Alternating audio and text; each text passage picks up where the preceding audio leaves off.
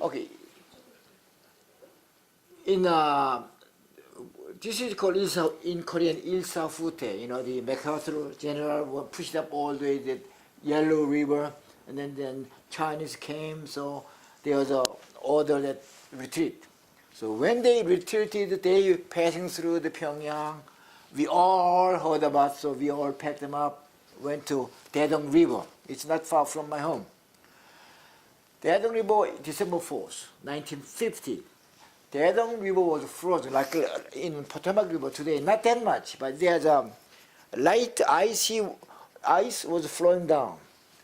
We went back and forth to cross the river because the bridge going south was bombed. No way you can go. So once I said, wow, we go south, then we all go south. Wow, if there's a place to go north, we go north. I left home in the morning, like 9 o'clock in the morning. We stayed in northern portions of Daedong River until about 4 or 5 in the evening. It was getting dark. Then one group said, oh, there's up in the Nungnado, in the north, there's a place you can walk through. It's not too deep. So we went to north side. Then we jumped into the water with the belongings, clothes on, walked. Then this icy water was hitting my legs, above my clothes, the pants. But when we crossed, it took about 30 minutes. I see my bloody legs, bloody.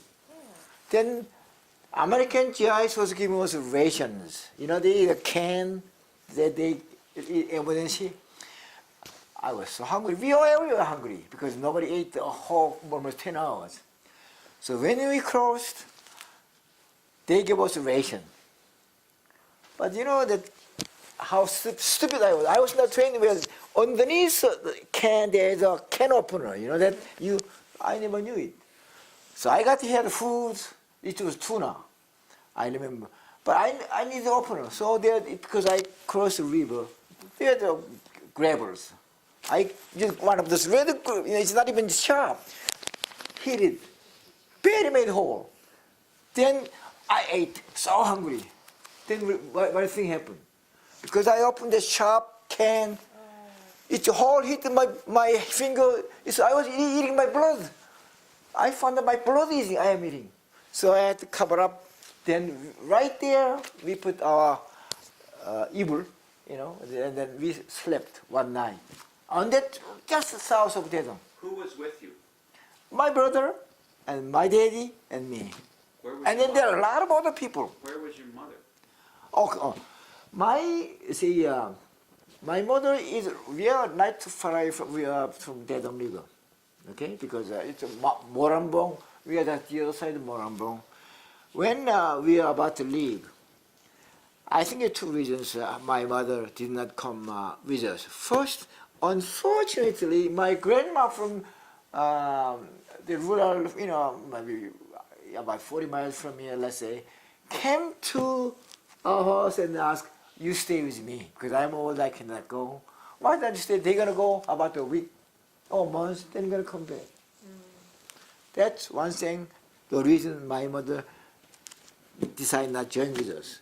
Second one, as I told you, he had a younger brother who went north with communist. She wanted to see him or something. So that two reasons, I think that's my opinion, two reasons she waited, she didn't come. That split second decision made permanent decision. Since then I never saw my mother. When I went to the tomb, after I found out, when I visited 1989, the rural suburb, her tomb was top of the hill, really looking, that's, usually whenever you make a mudam tomb, usually you make in Korean custom where the sun can see. Sun goes like this, always a tomb facing sun. So way up top there. I didn't cry, but God said, based on his past, you're going to cry, he told me. You're going to cry when you see a mother's tomb. But I went up there, I didn't cry. But when I saw, right behind the tomb, there's a owner of this tombstone. Who made the tomb, the tombstone? There was a strange people's name there, not my name or my brother's name. when I look at that, my goodness, you know, when you cry, I don't know where that got that much tears I got it. It's just pouring down. And this guy says, you cry all the way if you want. I cried maybe about an hour. Man, I never imagined I had that much tear in my eyes. But, wow, that was a, sad story. So that's enough.